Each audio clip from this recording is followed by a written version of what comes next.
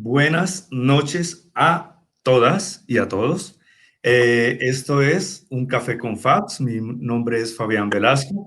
Aquí abajito pueden ver la dirección del canal donde pueden suscribirse, activar la campanita. Si usted quiere enterarse un poquito acerca de los problemas y asuntos de la realidad nacional y mundial, y también ver múltiples perspectivas. Les cuento antes de presentar a mis queridas panelistas que estoy disfrutando un delicioso café CAFA que es de un exalumno muy querido, Juan Felipe Lozano, y él el día de hoy me ha enviado también un café para darle de premio a el mejor comentario o la mejor pregunta que nos hagan. Bien, con esta breve antesala, quiero presentarles a nuestras queridísimas panelistas. Primero tengo, en orden alfabético, a Andrea Garzón. Ella es provida. Andreita, levanta la mano. Eso. Ella es internacionalista de la Universidad del Rosario, con formación en comunicación política y asuntos públicos, en bioética personalista, derechos humanos de la mujer, y actualmente está haciendo su maestría en Derecho Internacional en la Universidad de La Sabana. Es coordinadora de la plataforma ciudadana Unidos por la Vida, haciendo incidencia nacional e internacional en la OEA y en la ONU. Enseguida tenemos a Valeria Pedraza. Ella es a favor de la legalización del aborto. Ella hizo un pregrado en filosofía y también en Derecho en la Universidad de los Andes. Actualmente es estudiante de maestría en Derecho también allí en la Universidad de los Andes. Realizó su consultorio jurídico en la Clínica de Derechos Humanos País, que es acerca de personas con capacidades especiales, con discapacidad. Es investigadora en el tema de derechos sexuales y reproductivos de las personas con discapacidad. También es abogada de Women's Link Worldwide, que actualmente es una de las más de 90 organizaciones que conforman el movimiento Causa Justa, que en esta ocasión le solicita a la Corte Constitucional que se elimine el delito de aborto en el Código Penal. Y tenemos a Angélica Rubio. Ella es provida. Ella es estudiante de doble programa en Derecho y Finanzas y Comercio Internacional en la Universidad del Rosario. Ella también es activista en redes sociales y cofundadora de Empoderadas. Bueno, bienvenidas todas. Muchísimas gracias, Fabi, por la invitación. Un gusto poder compartir este espacio contigo y con estas dos hermosas mujeres que hoy nos acompañan. De verdad que es para mí un honor poder venir a hablar en este espacio de la defensa de la vida de todas las vidas. Bien, bienvenida, Vale. Sí, Fabi, igualmente, muchas gracias por la invitación. Pues ojalá que sea un espacio de conversación muy productiva, de intercambio de ideas, de información y mucho gusto también conocerlas a ustedes y compartir este espacio. Súper, Vale, bienvenida, Angélica. Sí, de verdad, muchísimas gracias por esta invitación. Siempre será muy gratificante compartir personas, incluso quien, digamos, con las que no compartimos ideas, ¿no? Y me alegra muchísimo poder estar igual con todos, que seguramente son personas muy, muy, muy especiales. Te lo aseguro que sí. Y valoro mucho lo que dijiste, que a pesar de que pensemos diferente, qué rico compartir y hacer que la diferencia nos complemente y no que la diferencia se convierta en el punto para agredir al otro. Yo soy insistente siempre en estos programas de mi canal porque la diferencia debe ser algo complementario y no para destrozarnos. Y recuerden que si es con los derechos humanos, es conmigo. Entonces, tenerlo súper en cuenta. Quiero abrir como la charla en este momento leyendo el artículo 11 de la Constitución Política de Colombia, que también es un derecho humano de esos que se hicieron el 10 de diciembre de 1948. Entonces es súper importante. Dice, el derecho a la vida es inviolable no habrá pena de muerte. Quiero darle un saludo a Pedro Rugeles, que nos está acompañando, y también a Harold. Bienvenidos a participar en este programa del día de hoy. Les cuento que vamos a iniciar con una preguntita, la pregunta que, bueno, todo el mundo esperaría que respondieran ustedes. ¿Por qué sí o por qué no el aborto? ¿Por qué sí o por qué no? ¿Qué opinan ustedes? Si quiere iniciar de pronto, Angélica. ¿Podrías repetir la pregunta? Es que no te estoy escuchando bien. Estoy escuchando como entrecortado. Ok, se escucha ¿A ti muy también mal. te pasa? Valeria, ¿a ti también te está pasando? Que estás escuchando como del fondo, así como... Yo escuché la pregunta, pero hay interferencia. No veo de dónde sale la interferencia, pero también la estaba escuchando. Pero bueno, ¿me puedes volver a repetir la pregunta? Bueno, ¿por qué sí o por qué no el aborto? Bueno, primero nos parece fundamental recalcar que la vida es un derecho para absolutamente todos, ¿no? No puede ser un privilegio para unos pocos. ¿Esto qué significa? Nosotros en nuestro tratamiento jurídico tenemos una protección al derecho a la vida. ¿Qué es lo que pasa? Con la despenalización del aborto que se dio en la Corte Constitucional, lo que se está haciendo es una discriminación a los seres humanos en gestación. Y esto va en contra también del mismo derecho internacional. Ningún ser humano puede estar sujeto a discriminación. Ahora, desde el punto de vista de la mujer, nosotros debemos entender que esta práctica no, desde el punto de vista desde el derecho y desde la medicina, no es una práctica humana, ¿no?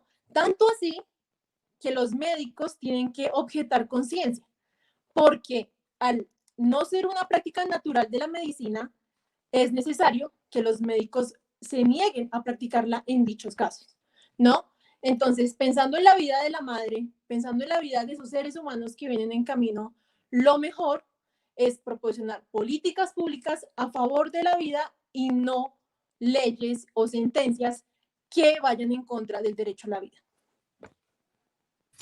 Ok, clarísimo, clarísimo tu punto, Angélica, gracias. Pones de relieve el derecho a la vida en todo sentido, importante. Mi querida Vale, ¿por qué sí, por qué no al aborto? Sí, gracias, Fais. Bueno, yo creo que, digamos, más allá de por qué sí o por qué no el aborto, creo que es importante tener en cuenta que la experiencia nos ha demostrado que los abortos se realizan, sean legales o no. Entonces, creo que la pregunta, digamos, una pregunta más interesante o más productiva podría ser bajo qué condiciones queremos que se realicen los abortos, bajo qué condiciones, digamos, estamos dispuestos a que se realicen y esto lleva a la discusión a un terreno como me parece mucho más interesante y más productivo porque allí surgen preguntas tales como ¿es el derecho penal la vía adecuada para regular un tema como el aborto?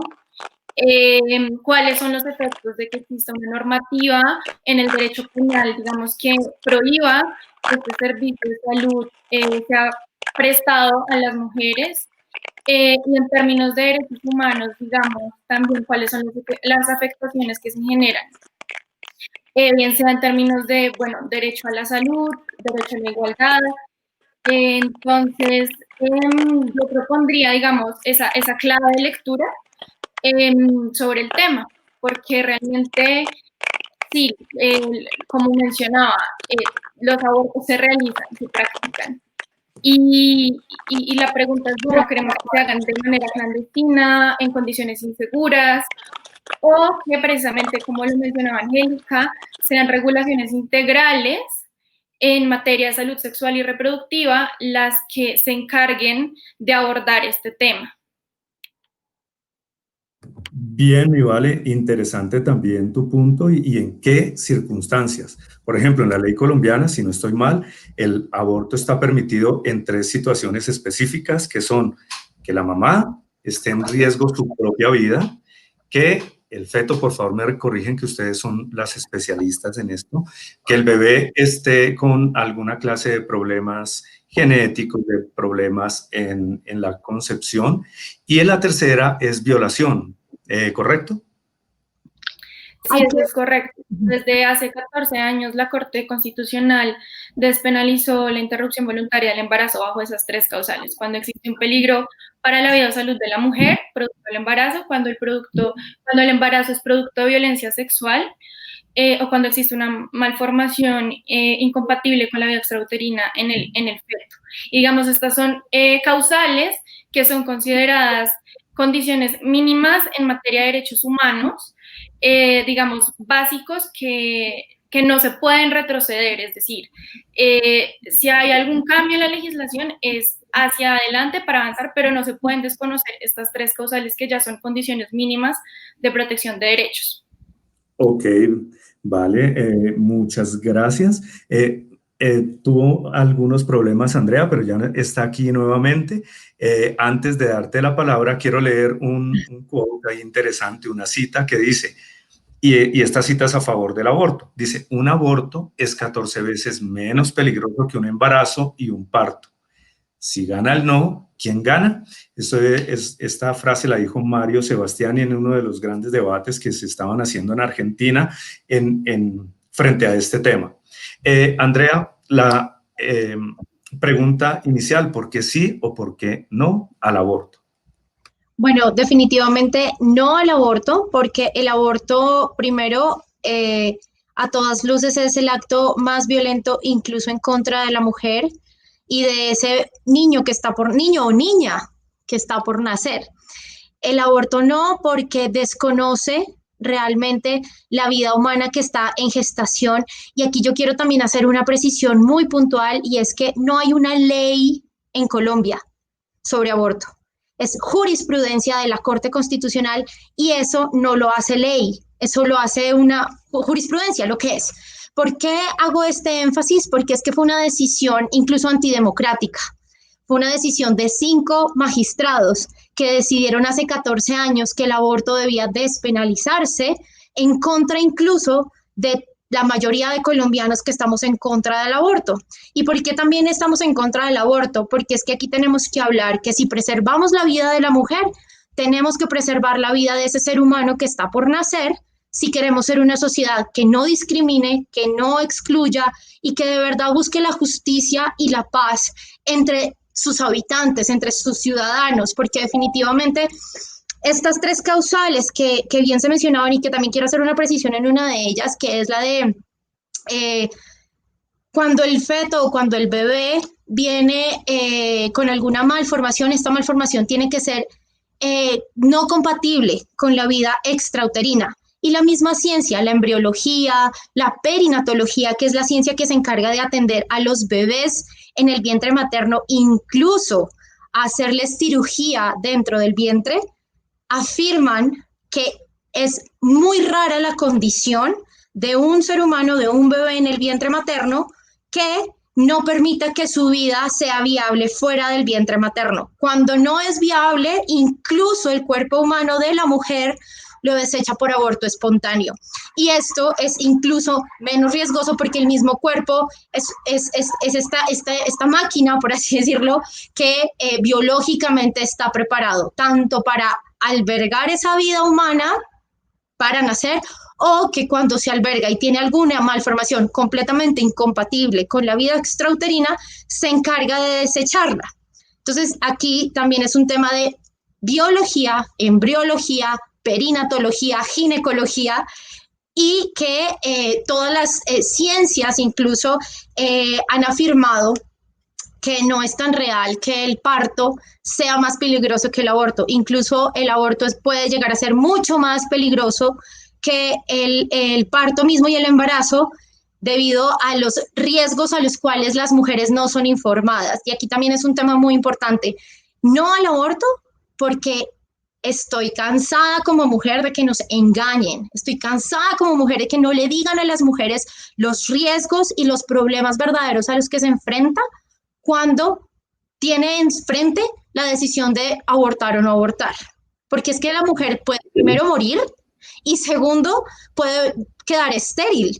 Y muchas veces a las mujeres no les dan esta información. Yo creo que aquí no solamente es simplemente proclamar, oh sí, el acceso a los derechos sexuales y reproductivos reducidos a aborto, sino también en su visión amplia del tema, en el acceso verídico y real a la información, porque en definitiva es un derecho humano fundamental que incluso como pacientes tenemos, tienen que garantizársenos, que nos den la información verídica y real sin que nos estén impulsando a tomar cierta u otra decisión, porque es que eso es lo que también está pasando en Colombia, y es que las mujeres llegan preguntando, van a hacerse su primer examen o su primera cita de control perinatal, y de una le empiezan a presionar y meter el aborto. Y me parece que eso no debería ser así.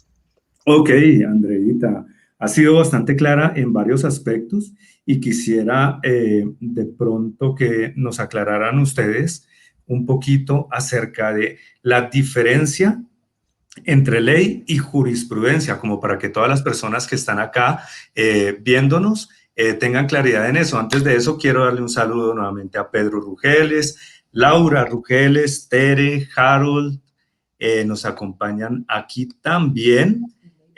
María Ibáñez, Elena Cortés, saludos también, un abrazo. A Zulay Benavides, Laura Rugeles creo que ya dije, María Ibáñez, ok. Entonces, bueno, ahora sí, bueno, les quería pedir un favor, vamos a intentar tomar tiempos como de a 2 minutos cada una, como para estar un poquito equilibrados. Entonces, ¿quién quiere tomar la palabra? ¿Diferencia entre ley y jurisprudencia? Dale, mi vale. Gracias, Fáez. Bueno, sí, hay varios puntos por mencionar. Voy a intentar como ser breve con respecto al tema de pues de la jurisprudencia. Creo que es importante tener en cuenta que se trata de una línea jurisprudencial, digamos, lo que regula el aborto en esencia. La sentencia C-355 del 2006 despenalizó el aborto bajo las 3 causales que ya mencionamos. Y durante los últimos 14 años, la Corte Constitucional ha creado una jurisprudencia sólida, coherente, que, digamos, regula diferentes aspectos y ha emitido reglas con respecto a la prestación del servicio, pues, de interrupción voluntaria del embarazo. Okay. Esto es importante porque la Corte Constitucional en nuestro ordenamiento jurídico, pues, es la intérprete oficial de la Constitución, que es la norma como principal, pues, de nuestro ordenamiento jurídico. Está encima de las leyes como tal, y también incorpora por el bloque de constitucionalidad, que es un mecanismo que incorpora tratados internacionales de derechos humanos que el Estado colombiano ratificó. Entonces, es decir, los pronunciamientos de comités de esos tratados de derechos humanos, pues también son un parámetro importante y han alimentado digamos, esta discusión y esta interpretación del derecho al aborto. Todos coinciden en señalar que, pues, los derechos sexuales y reproductivos, incluido el aborto, son derechos humanos de las mujeres y los estados deben garantizarlos.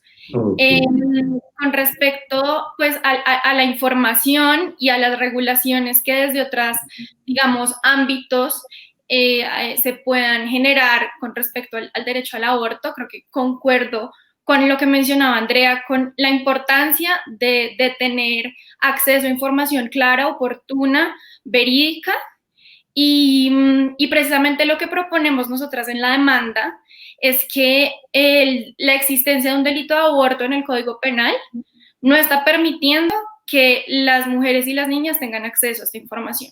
Esta es una de las muchas barreras que genera la existencia del delito de aborto. Y precisamente de la desinformación que las mujeres reciben es que existe un síndrome post-aborto que la OMS, digamos, que ya ha desmentido, no lo incluye, dice que esto no existe. ¿Qué otro tipo de desinformación? Información sobre las condiciones legales en las que se puede prestar el servicio. Información, pues, falta de educación integral en la sexualidad. Entonces, este es uno de los muchos argumentos que incluimos en la demanda. A todas nos interesa que, digamos, las mujeres puedan tomar decisiones informadas y sin ningún tipo de sesgos. Y precisamente, digamos, las diferentes organizaciones que hacemos parte de este movimiento, ya termino, hemos constatado que en los centros de salud pasa completamente lo contrario, que a las mujeres se les interpone barreras y se les intenta sesgar su decisión. Ok, ok, vale. Ahí veo un punto en común muy interesante antes de darle la palabra a Angélica. Hay un punto de vista muy interesante porque es como en común y es que debe darse la información necesaria para que la mujer sepa a qué se va a abocar y como que pueda decir hacerlo o no hacerlo. Quiero leer un comentario acá de Andrea Suárez. Andrea Suárez nos dice: la Corte Constitucional se ha extralimitado en sus funciones, creando supuestos derechos a maltratar a un niño inocente. Ese es un comentario también bajo la libertad de expresión. Andrea Suárez, muchas gracias por tu punto de vista, súper interesante. Y aquí viene también otro comentario, dice Pere, sería interesante saber si las panelistas son madres o han estado embarazadas. Para mí es importante sentirme empática con ellas. Podemos hacer la pregunta: ¿bebés tienen hijitos? ¿Quién levante la mano la que tiene hijitos? ¿Puedes ¿Aún no? volver a repetirla, por favor? Ay, perdón, es que está como rara el sonido. ¿Alguna de ustedes tiene hijos en este momento? No. ¿Hijitos? No. No. Ok, gracias. Ya aclarada la duda para una de nuestras participantes en el panel. Dice María Lucía: decir que los fallos de la Corte Constitucional son mera jurisprudencia es desconocer la Constitución, bloque de constitucionalidad y el panel de la Corte en el desarrollo de países como Colombia.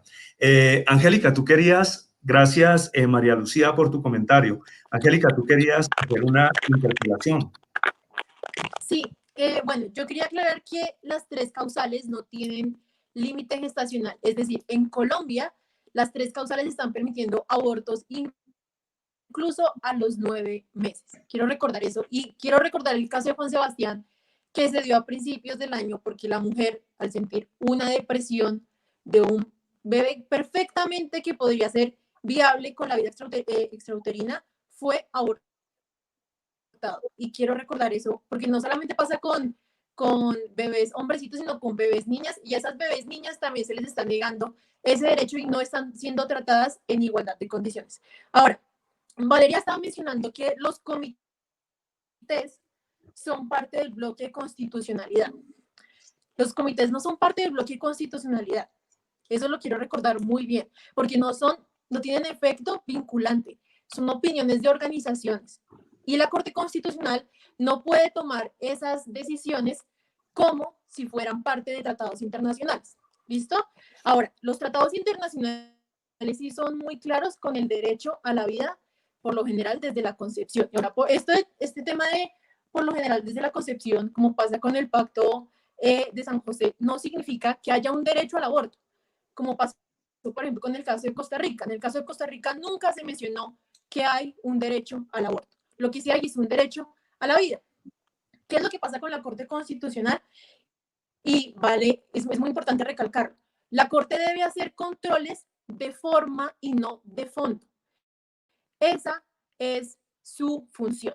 ¿Qué pasó con el tema del aborto? La Corte hizo un control de fondo. ¿Qué es lo que pasa? Está reemplazando las funciones del Congreso. Eso significa que hay un rompimiento, perdón, en la separación de poderes y eso afecta también la democracia.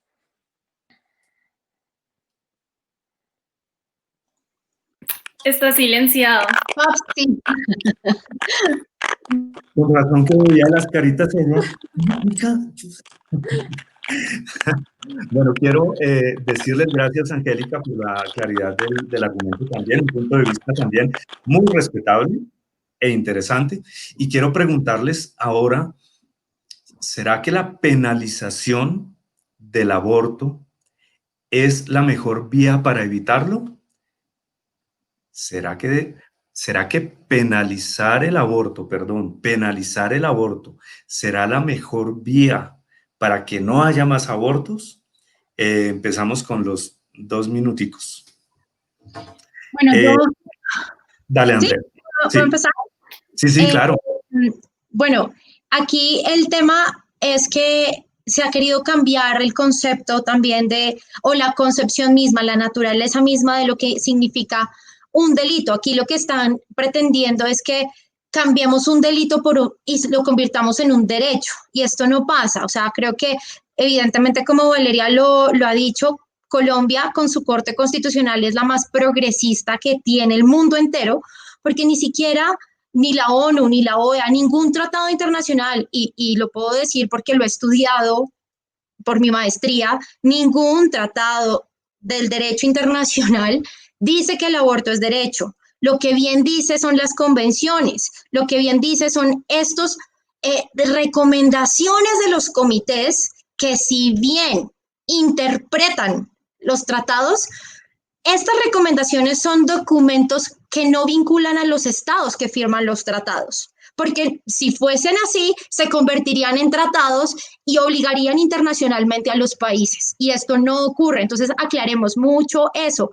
Incluso las primeras convenciones que empezaron a hablar de los derechos sexuales y reproductivos, que fueron las del Cairo y las del Beijing en 94 y 95, llegan a decir, y textualmente lo dicen, y es que se les recomienda a los estados que en cuanto a aborto no se convierta en un mecanismo de método anticonceptivo y que si se va a hacer alguna modificación en el derecho interno de cada estado, se haga por vía legislativa.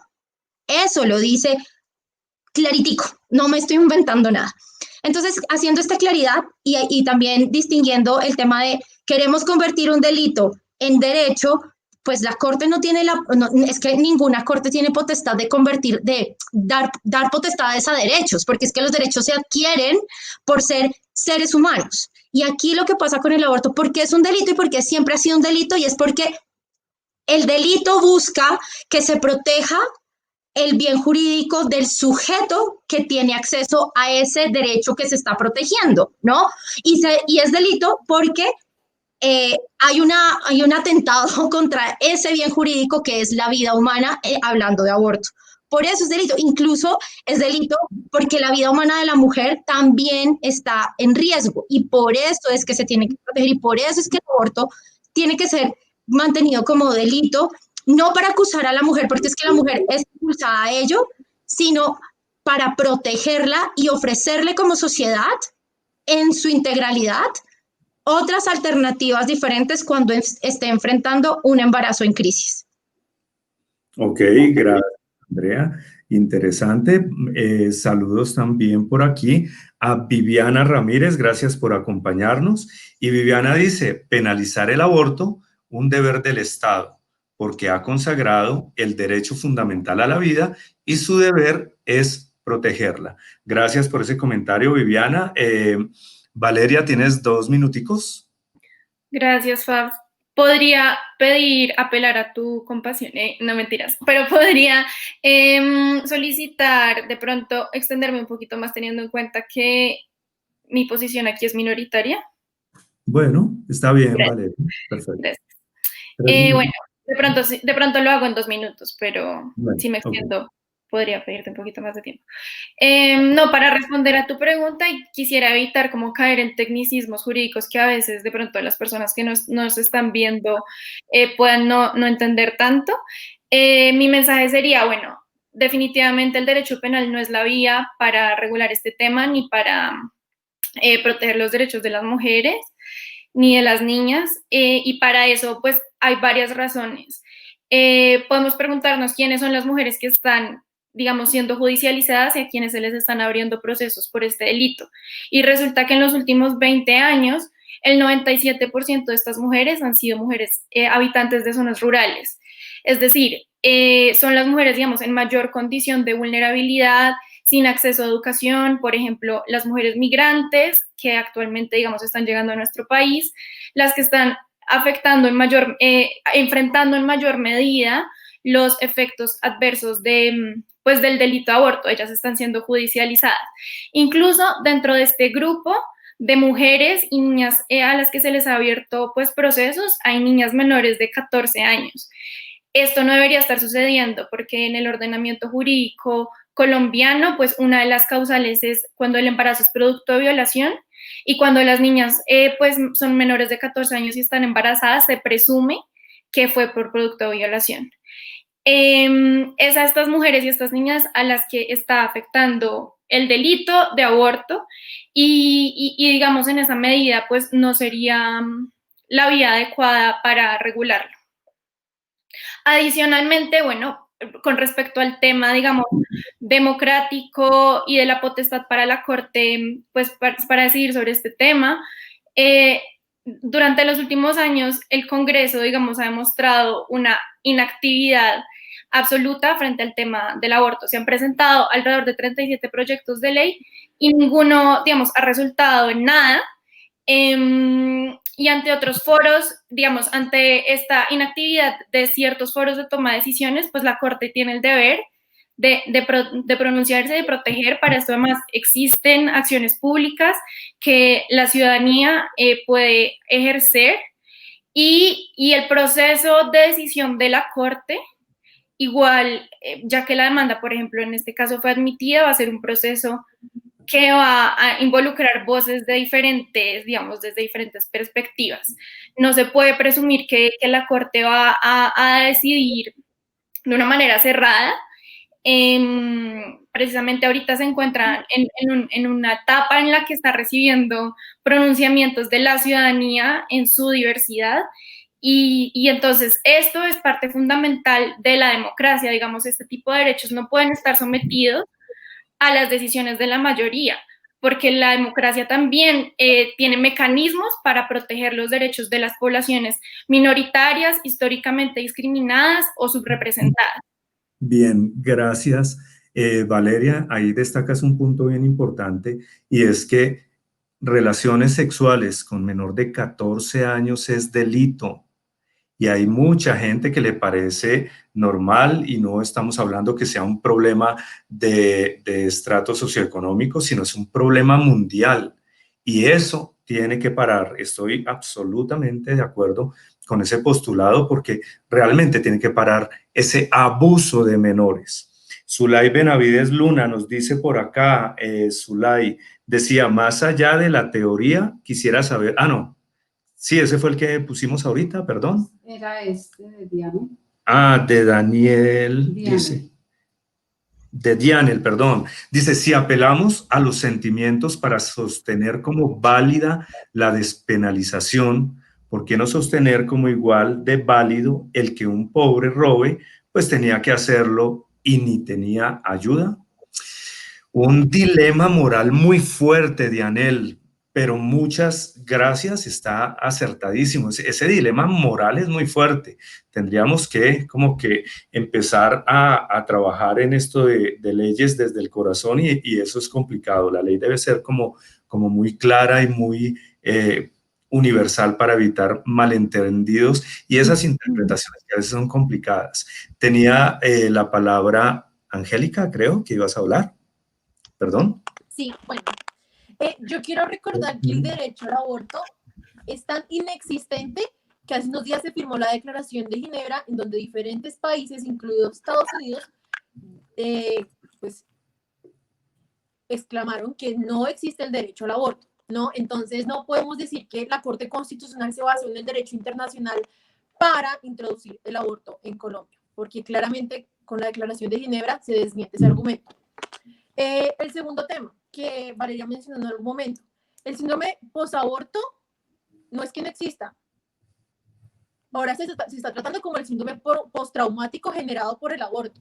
Es tanto así que, por ejemplo, Canadá, que es un país donde hay legalización del aborto, en el 2013 se presentó un estudio en las clínicas psiquiátricas en donde se demostró que el 24.9% de los pacientes eran mujeres que fueron sometidas o que se sometieron a un aborto inducido. No aborto espontáneo, sino inducido. Y debemos tener en cuenta que Canadá tampoco es un país pro vida, ¿no? Entonces no son datos de un país que, digamos, pueda tener como ese factor de subjetividad. Segundo, el tema que estaban mencionando, que si el aborto debe estar en el tema del derecho penal, por supuesto que tiene que estar en el derecho penal, porque uno, la mujer también está siendo víctima de ese delito y una forma de protegerla es con el derecho penal. Y no solamente la mujer, sino las mujeres que vienen en camino, que están en esos vientres, y los niños que también están en esos vientres. Aceptar que el aborto no sea un delito es aceptar que el Estado falló con las políticas públicas. Por lo tanto, cuando el Estado falla con las políticas públicas, lo que estamos aceptando es que la mujer pague con un aborto ese error, ¿no? Entonces, yo considero que también debemos tener en cuenta que la no legalización también es una respuesta del Congreso. No puede ser posible que la Corte Constitucional esté ordenándole al Congreso que deba legalizar el aborto cuando el Congreso, por separación de poderes, también tiene una autonomía. Entonces, así como decimos no es no, pues si la Corte Constitucional, pues si el Congreso dice que el aborto es un delito, eso también es una respuesta y también se debe respetar. Bien, bien. Angélica, también clarísimo el mensaje, muchas gracias. La ley es determinante en este asunto, pero quedan ahí como varias dudas de una y otra posición. Clarificar las vamos a abordar a partir de una siguiente pregunta. Quiero hacer el siguiente comentario de parte de Elena Cortés. Dice, quienes apoyan el aborto no consideran que sea humano el ser en gestación. Aquí, bueno, de pronto no sé, es más como de embriología, de una especialidad, pero me gustaría en unas cortas palabras cada una qué piensa acerca de esa pregunta. Bueno, yo creo que definitivamente la ciencia ha sido puntual en señalar que la vida comienza desde el momento de la concepción. Quiero contarte que ocurre un fenómeno fisiológico espectacular cuando el óvulo es fecundado por el espermatozoide, que son las células sexuales, los gametos humanos que sin el otro no pudiesen dar una vida. Son células vivas, pero que se complementan no solamente por el contenido genético para completar esa configuración genética del ser humano, de todos los cromosomas, sino también porque cuando un óvulo es fecundado por el espermatozoide, y lo pueden encontrar incluso en YouTube, porque ya está estudiado este fenómeno, se produce un destello de luz. ¿Qué otro proceso biológico en el ser humano produce luz por sí misma? Ningún otro, más que el inicio de una vida humana. Y por eso es que al generarse este proceso biológico de unión entre estas dos células que se complementan para configurar esta capacidad o esta unión de cromosomas y generar una vida humana que desde lo genético ya es otro ser humano, pues decimos entonces que ahí ya hay una vida humana que solamente necesita tiempo para desarrollarse y ser como tú, como Valeria, como Angélica, incluso como yo, todos pasamos por ese proceso. Bien. Entonces, simplemente quería dar ese punto desde el inicio, porque sí hay vida humana y por qué debe ser respetada, porque es que si no se le permite eso y ni siquiera desarrollarse unas semanas, unos días después, pues ni siquiera va a llegar a ser como tú, o como Valeria, o como Angélica, o como yo. No va a llegar a ser un ser humano con un proyecto de vida, un ser humano con un plan de vida que va a desarrollarse en el futuro. Ojalá, Andreita, que más bien salga como ustedes tres, porque es que yo sí soy muy feíto, en serio. Mi querida Valeria, quienes apoyan el aborto no consideran que sea humano el ser en gestación. ¿Qué opinas?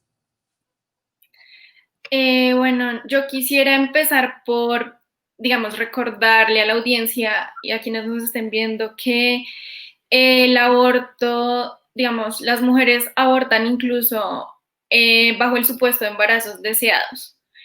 Por ejemplo, cuando existe un peligro para la vida o la salud de la mujer.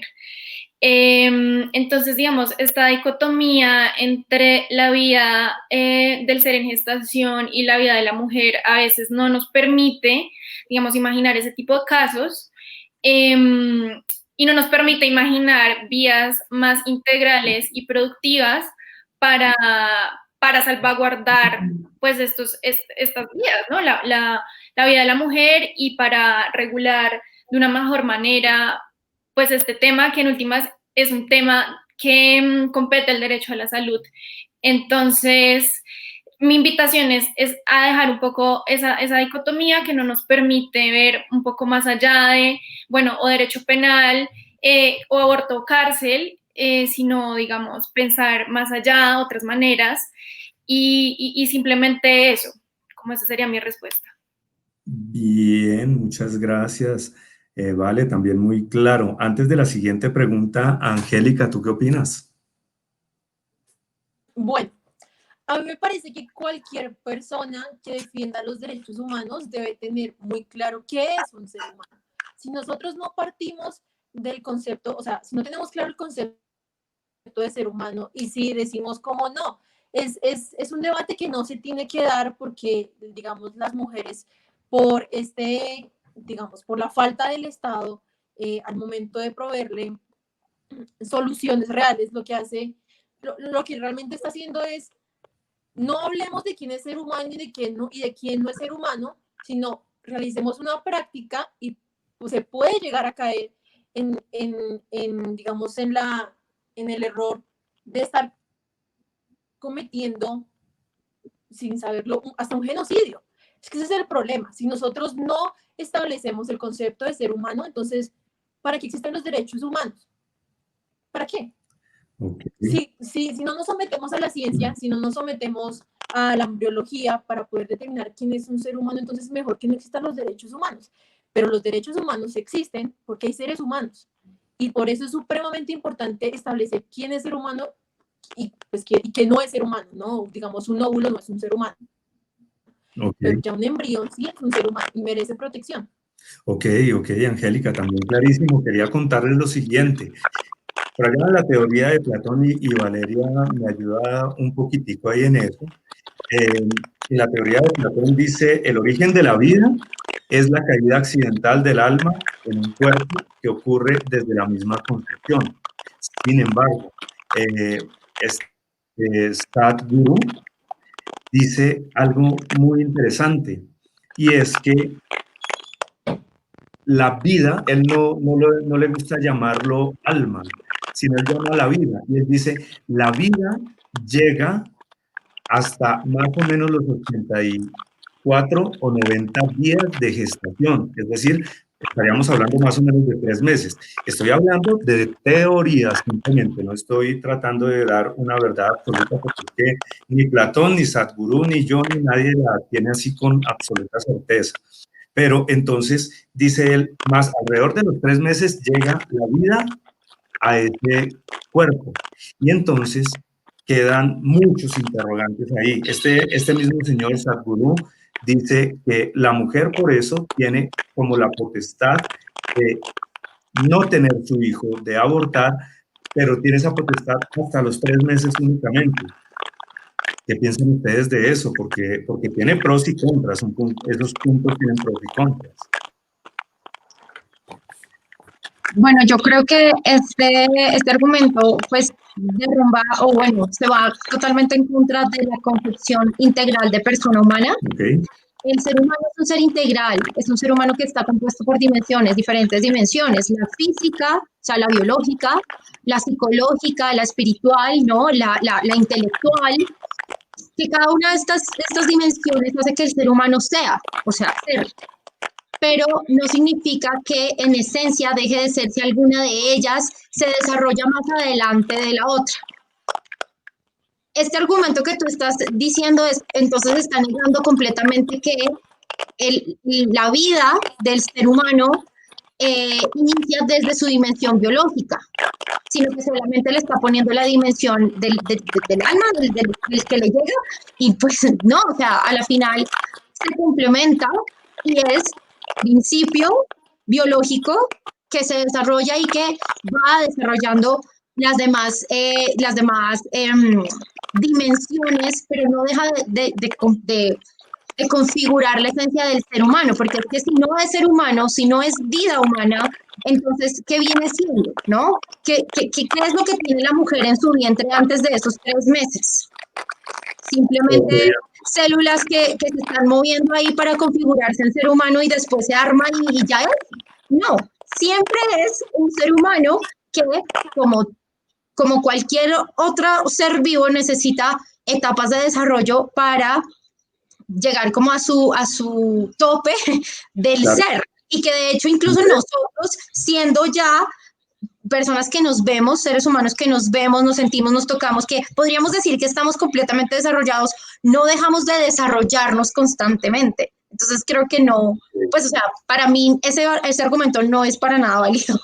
Me parece interesante lo que dices porque de todas maneras, así sean células, tienen toda la información genética y absolutamente todo para ser un ser humano. Más o menos lo que proponía Aristóteles en ese paso de potencia a acto. Es una célula que está en potencia de convertirse en ser humano en acto. Interesante tu punto. Vale, ¿tú qué opinas? Bueno, yo opino que el concepto de ser humano, claro, puede ser definido desde diferentes perspectivas a lo largo de los años, como diferentes también pensadores se han ocupado de trabajar este tema y se trata de algo que pues que no está, digamos, zanjado. Y va a ser muy interesante el proceso que se abre ahorita ante la Corte Constitucional para escuchar, digamos, los argumentos, las teorías, las perspectivas sobre este tema. A mí me gustaría, digamos, mencionar que en casos concretos, este tipo de reflexiones, digamos, pueden ser muy relevantes o pueden, digamos, generar afectaciones a derechos humanos. Y pues se han visto muchos casos de que bajo el argumento, digamos, de salvar las dos vidas, pues lo que ha sucedido es que no se salva ninguna. Menciono, por ejemplo, un caso que actualmente está ante el Sistema Interamericano de Derechos Humanos, que es el caso Esperancita, de una mujer joven, adolescente, que quedó en embarazo, pero estaba, pues tenía leucemia y se le suspendió el tratamiento precisamente cuando el personal de salud se dio cuenta de que estaba en embarazo y ella murió. Entonces, finalmente, pues, bueno, nos damos cuenta de que a veces en casos concretos, pues, regulaciones restrictivas en materia de aborto, digamos, lo que ponen es en riesgo son las dos vidas. Y digamos que ese es como el punto que quisiera hacer en esta discusión que está muy interesante sobre lo que implica ser un ser humano y sobre cómo lo definimos y desde qué disciplinas lo hacemos, porque también ese es un tema, digamos, a tener en cuenta desde dónde lo estamos haciendo. Pero hay casos en los que nos hemos dado cuenta de que pues regulaciones restrictivas en materia de aborto, el mantener el delito de aborto en el Código Penal, digamos, no está salvando vidas, no está abordando el asunto de los abortos clandestinos y por el contrario está generando dilaciones. Digamos, esta es una de las barreras también muy importantes que genera el delito de aborto en el Código Penal. Se presentan muchas dilaciones en los centros de salud para que las mujeres puedan acceder al servicio. Y esto genera que pues terminen practicándose el procedimiento en etapas gestacionales muy avanzadas, que no es lo ideal. Lo ideal es que, digamos, apenas la mujer y se le diagnostique, digamos, en este caso que está bajo una de las causales, pues que se pueda acceder al procedimiento. Y la Corte Constitucional ha dicho y establecido un plazo máximo de 5 días para que esto se realice, desde que la mujer acude al centro de salud. Sin embargo, en la práctica esto pues no está sucediendo. Y es porque existe el delito de aborto en el Código Penal. Ok, gracias Valeria. Quisiera compartirles un comentario de Tere. Tere dice, se generan, perdón, se los pongo acá, también se generan destellos de luz cuando un padre viola a su hija y la deja embarazada. Insisto, esto no se debería generalizar y pasa en todos los estratos sociales para sorpresa de muchos. Interesante el comentario. Angélica, seguimos con la pregunta. ¿Cuál, perdón? ¿De Miguel? A ver, Colocar. lo ponemos. Dice Miguel Ángel Contreras. Bienvenido, Miguel Ángel. Estoy de acuerdo en que el derecho a la vida es fundamental, pero si la vida que este ser va a tener es indigna, ¿qué hacer? Qué interrogante tan fuerte, Miguel Ángel. Muy interesante, porque es que también vemos cantidades de niños muriendo de desnutrición. Bueno, aparte hay políticas ahí nacionales que no atienden a la niñez. También vemos niños abandonados, niños en los semáforos. Y esa pregunta de Miguel Ángel o ese comentario tiene más de fondo que de forma. Bien, vamos, Angélica, con tu comentario. Bueno, yo creo que la ciencia ha avanzado tanto que el concepto de ser humano no es subjetivo. Y eso es algo bueno, porque la subjetividad del concepto de ser humano ha permitido los mayores crímenes en la humanidad, ¿no? Entonces, podemos hablar del holocausto, podemos hablar de la esclavitud, podemos hablar de todo este tipo de, digamos, de eventos que se basaron en, bueno, no sabemos si es ser humano o si no es ser humano, ¿listo? Como por eso me parece muy importante establecer que el concepto de ser humano no es eso completamente objetivo. Ahora, segundo, el comentario que hablaba Miguel me parece supremamente importante. El derecho a la vida digna, primero, involucra el derecho a la vida. No puede ser posible que nosotros estemos viendo el derecho a la vida según, digamos, la dignidad que tiene, ¿no? Entonces, ¿quién es digno de vivir y quién no es digno de vivir? Lo que nosotros tendríamos que hacer, y ojalá lo pudiéramos trabajar en conjunto, es, bueno, empecemos a tener políticas en educación, salud, vivienda, alimentos, todo esto, para que las vidas, pues claramente, también tengan esa dignidad. Pero no puede ser posible que frente a un caso, por ejemplo, de niños en desnutrición, niños que están muriendo de hambre, la mejor solución es que se plantea es, no, mejor que no haya nacido, ¿no? Porque es igualmente una discriminación a los sectores más vulnerables y no les está brindando soluciones reales. Una mujer que está en un estado de vulnerabilidad, digamos en pobreza, cuando se practica un aborto, sale de la clínica y sigue siendo pobre, pero además tiene un aborto. ¿Ahí en qué se le está ayudando? ¿La mujer se volvió más rica con eso? No. ¿Tiene un mayor bienestar? No. ¿Qué es lo que se tiene que hacer? Una prevención anterior y contenerla en ese, digamos, en su situación. Eso sería luchar por la mujer, ¿no? Ahora, el tema de la violación. En la demanda anterior que se presentó en la Corte Constitucional, se demostró que desde la despenalización del aborto, los casos de abusos sexuales aumentaron en menores, ¿no? Yo creo que es un tema que se tiene que tener en cuenta porque desafortunadamente algunas veces las mujeres que sufren abortos sistemáticos, la única prueba que podrían llegar a tener para, digamos, una prueba contra la persona que las abusó es ese niño, digamos, fruto de esa violación. Y si se le practican a las mujeres abortos en este tipo de casos, sin ni siquiera averiguar cómo llegó a ese embarazo, lo que se podría estar haciendo es incluso beneficiar al violador en estos casos y afectar muchísimo más a las niñas y a las mujeres. Y bueno. Ok, gracias, Angélica. Tocas ahí aspectos también muy interesantes. Quiero leer otro comentario. Sandra Orozco, bienvenida, Sandra. Dice, además, las discapacidades se pueden generar a posteriori. En este caso, ¿se debería morir porque es indigno? Es un cuestionamiento bastante fuerte, porque aquí en el chat hay una dinámica ahí bastante interesante de comentarios. Lástima que no las podemos compartir.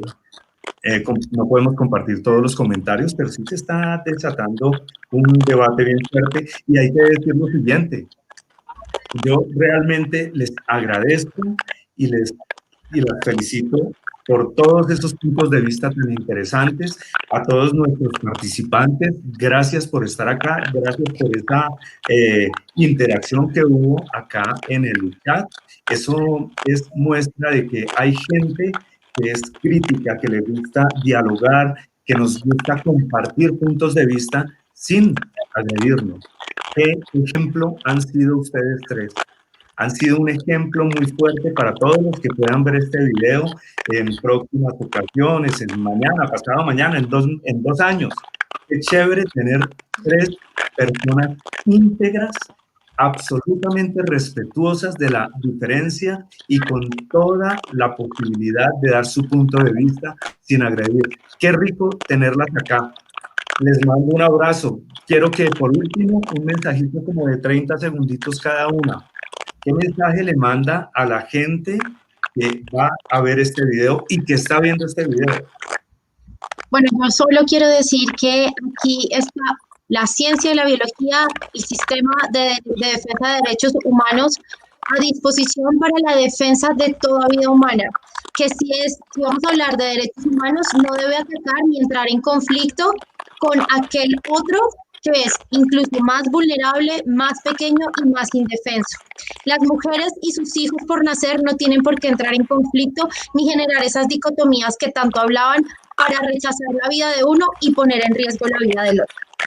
Gracias, Andrea. Gran mensaje. Valeria.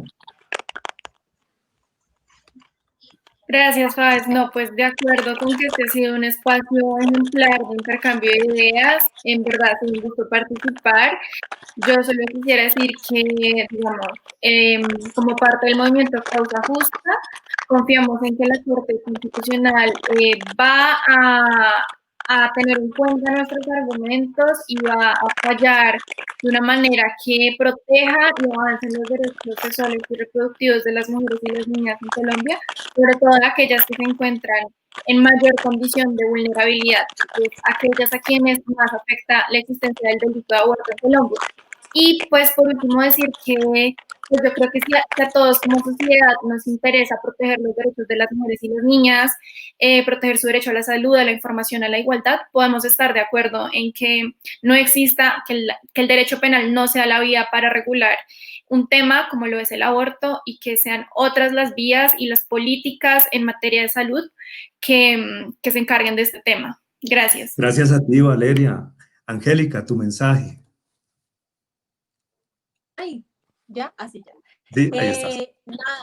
Nada, yo creo que el derecho a la vida de la mujer debe iniciar incluso antes de nacer, ¿sabes? Creo que a la mujer no se le toca ni con un pétalo de la rosa, incluso en el vientre. Siento que poder luchar en contra de la violencia en el tema de la mujer debe incluir a todas las mujeres en todas sus etapas posibles, por supuesto. Muy feliz de poder estar aquí con ustedes, claro, y compartir este espacio en donde podamos entender que la maternidad nunca va a ser un obstáculo para nosotras las mujeres que somos tan berracas, como dicen por ahí, de lograr todo lo que nosotras nos proponemos, incluso siendo madres, ¿no? Y no hay nada más orgulloso y nada que nos dé más fuerza que poder dar vida, ¿no? Y realmente muy feliz de estar nuevamente, como les decía, con ustedes, compartir este espacio, incluso que con Valeria podemos llegar a pensar diferente, pero siempre, siempre en el respeto, y que me parece supremamente importante eso. Y nada, los derechos de la vida, los derechos humanos empiezan desde la concepción y es algo que tenemos que proteger. Bien, Angélica, recuerden, si es con los derechos humanos, es conmigo. No olviden suscribirse al canal Un Café con Fab. Vamos a estar abordando diferentes temas de aquí para adelante, súper interesantes, con gente tan querida como ustedes. Les mando un abrazo gigante, toda la gente que estuvo participando. Chévere, les agradezco mucho, muy buenos puntos de vista. Sandra López da un comentario, dice, ganó la fe. Ok. Y además, Sandra López dice, ¿y por qué en lugar de pretender que las mujeres pobres necesitan un aborto, si realmente las quieren ayudar, por qué no invierten en educarlas para que puedan mejorar su calidad de vida y se superen? Les cuento que este café va para Sandra López. Sandra, tú te quedas, por favor, hasta el final para saber de dónde eres, de qué ciudad, si estás aquí en Bogotá o qué. Entonces, un abrazo para todos, que estén muy bien. Les mando un abrazo gigantesco. Gracias por participar. Gracias, un abrazo. Gracias, chao.